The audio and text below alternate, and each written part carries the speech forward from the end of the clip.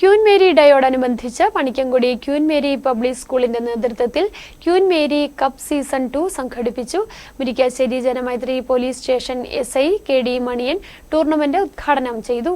Queen Mary ഡേയോട് അനുബന്ധിച്ചാണ് Panikkankudi Queen Mary public സ്കൂളിന്റെ നേതൃത്വത്തിൽ ക്യൂൻ മേരി കപ്പ് സീസൺ 2 സംഘടിപ്പിച്ചത്. 20 അധ്യാപകർ 10 ടീമുകൾ ആയിട്ടാണ് ബാഡ്മിന്റൺ ടൂർണമെന്റിൽ പങ്കെടുത്തത്. Murickassery Janamaithri police station SI KD Maniyan tournament ഉദ്ഘാടനം ചെയ്തു.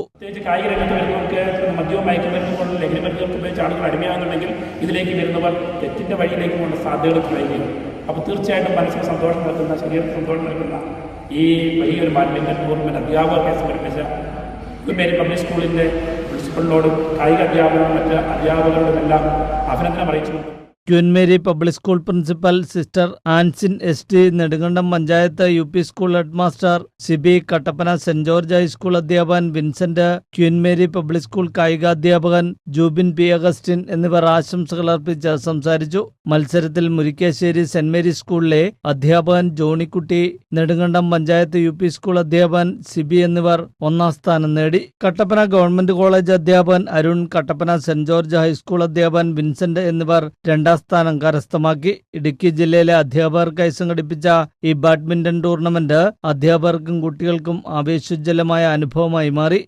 News bureau, Murickassery.